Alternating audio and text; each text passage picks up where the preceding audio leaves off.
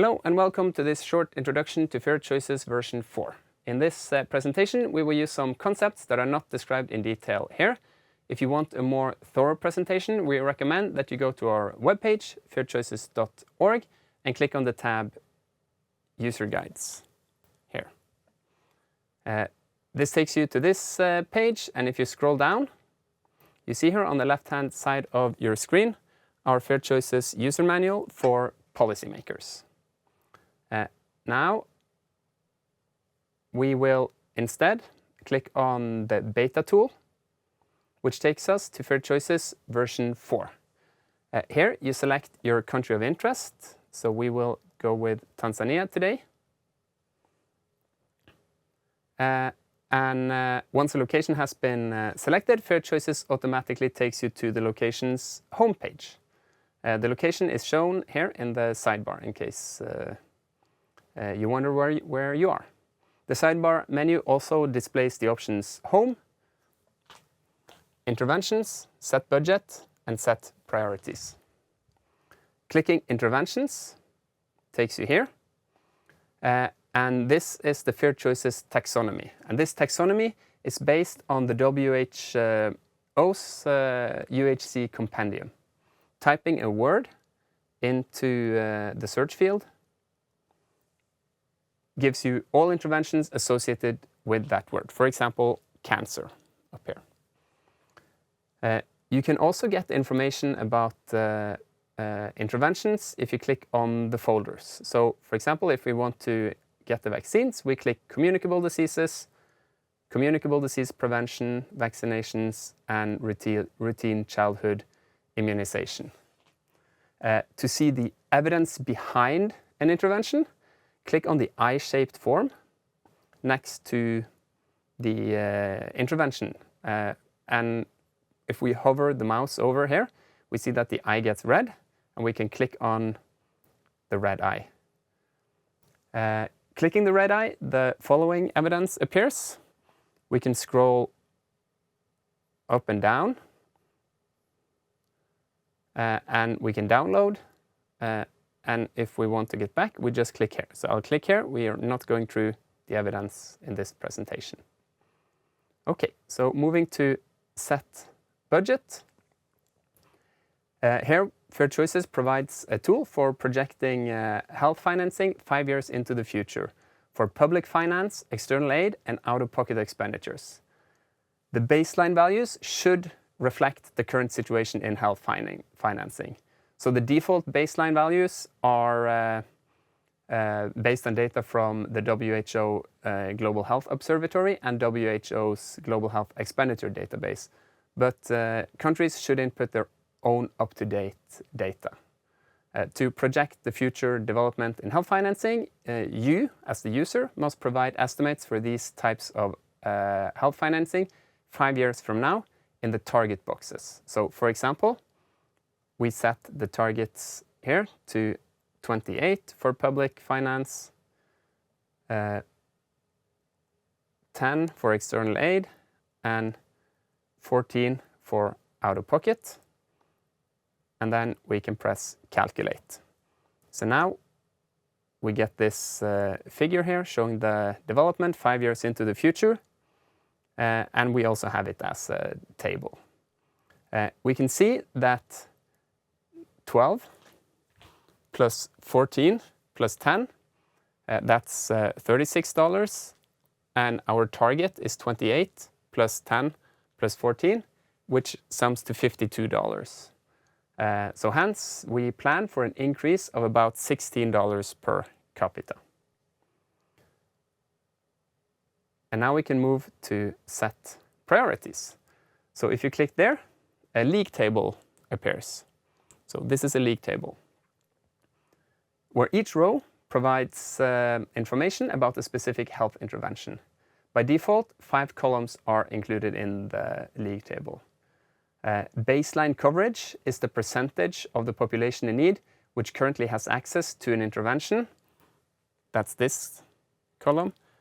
And target coverage is the coverage we aim for after the 5-year scale-up period. Now, we can click here to select all the interventions And then we see that this box pops up at the bottom. And we can set the target to all interventions to 100%. This is what we want ideally, right? And then we can click the preliminary results button or tab, and this shows up. And we can see over here that scaling up all the interventions would cost $144.93 per capita. So basically $145 per capita. This is much more than the $16 we can play around with, right? We also see that the cost effectiveness is 1,280 healthy years gained, no, US dollars per healthy year gained. Clicking the reset button, which is here,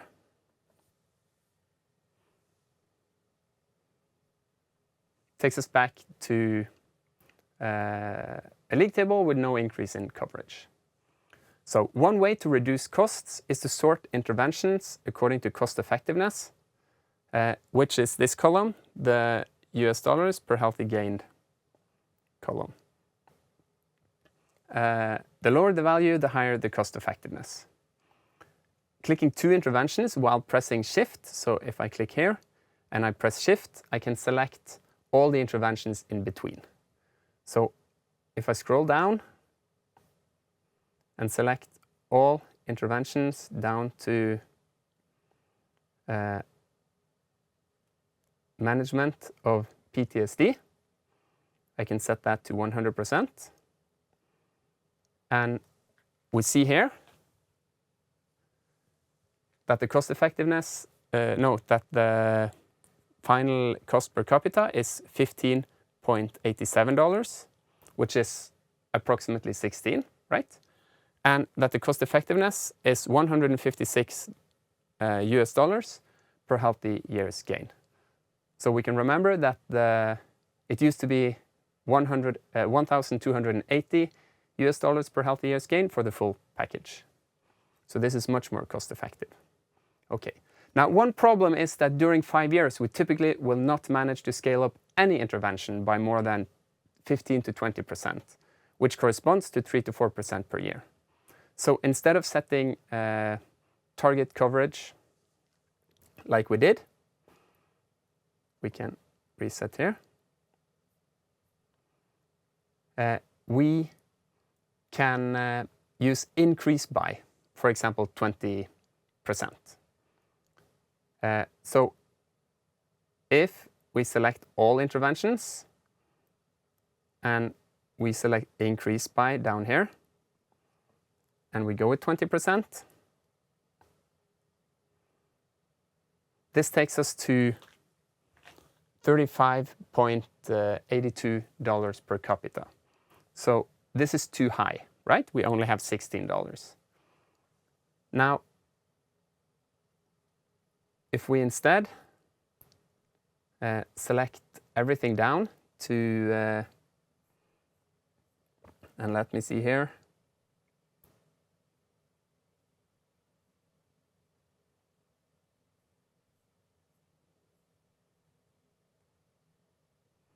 everything down to end-stage kidney failure or peritoneal dialysis to treat end-stage kidney failure, we get to $15.85 per capita, which is almost right on target. The cost of this package is $3.6 billion over the 5-year period. What we need to scale up our budget with in the final year is $1.3 billion. The health gain is 13.4 million healthy years over the full period, or 171,000 lives saved. The cost effectiveness is 272 US dollars per healthy year gain. And remember that the cost effectiveness of the full package was 1,280, and the most cost effective was 156. Now, we have this over here called opportunity cost. And if we click this, we get a number. And this number means that if it had been possible to scale, to use the $16 that we have to scale up only the most cost-effective interventions to 100%, we could have gained another 10 million healthy years. Okay? And that is what the opportunity cost means. Okay, so far we have only considered the cost effectiveness of the interventions and not the distribution of health between individuals. In FairChoices, we use lifetime health to measure how many healthy years a person obtains over their lifespan. A low lifetime health means that the intervention targets a condition that is severe in the sense that large health losses, including death, occur early in life. For example, the lifetime health of the MMR vaccine is 5, as we can see here. Which means that the MMR vaccine targets conditions that tend to hit children, right? The lifetime ICER, so ICER is another word for cost effectiveness. It uses lifetime health to adjust the cost effectiveness. So the lower the lifetime health, the more the lifetime ICER is reduced compared to the regular cost effectiveness over here. So sorting according to lifetime ICER, we can increase everything, let's see, down to treatment of exacerbation of asthma. Let's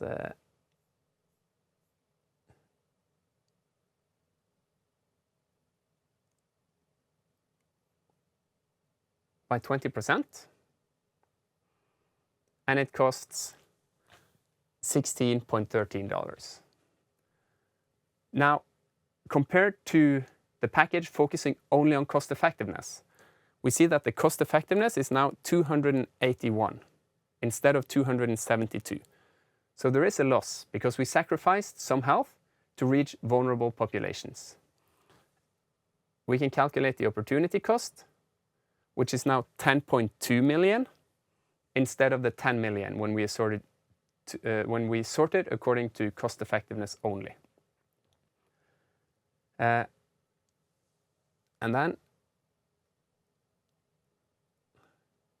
we can click Run button. Now this takes us here. This will take a couple of minutes to run. So we see here that in addition to the results overview, we can get more elaborate information about health effects, demographics, and costs. This figure, and I will zoom a little bit in, shows the number of deaths averted in different age groups by scaling up the selected interventions. And we see that the most deaths are averted among those 15 to 59 years, with about 24,000.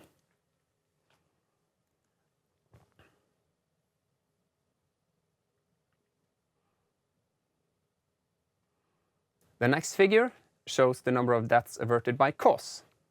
And we see that the causes that where the most deaths are averted are lower respiratory infections, here, and malaria with 12,800 and 14,000 deaths averted. There is also a large group of other conditions where 21,000 deaths are averted, but none of the single conditions in this group is larger than the smallest one here, which is neonatal preterm birth, so 1,278. The bar charts below just summarize the two top graphs, but the numbers are for the whole 5-year scale-up period. In the pie chart here, deaths averted by age and cause are combined. So, for example, we can hover over here, HIV/AIDS, as part of the pie for those aged 15 to 59, right? We see here 15 to 59, HIV/AIDS. and we can click this. We see here that the number is about 20,000. Clicking the center, we zoom back out.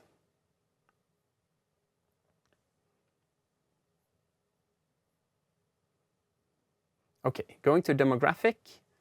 In the demographic tab, the top figures, these two and the next one, show projected population by age, projected deaths by age, and projected deaths by cause, given that we scale up the selected interventions to the selected target coverage. Further down, we find the current and projected population pyramids of Tanzania with and without scaling up the interventions. And the bottom figures show the development of total fertility rate and age-specific fertility rates with and without scaling up the interventions.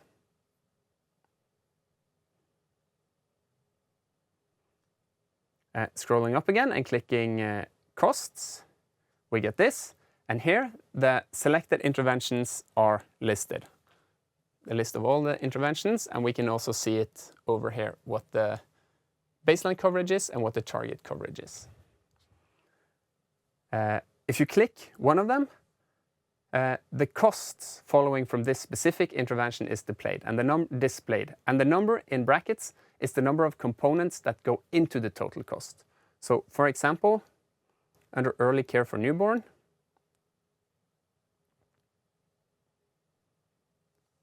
we cost treatment of infections, kangaroo mother care, hygienic cord care, and treatment of jaundice.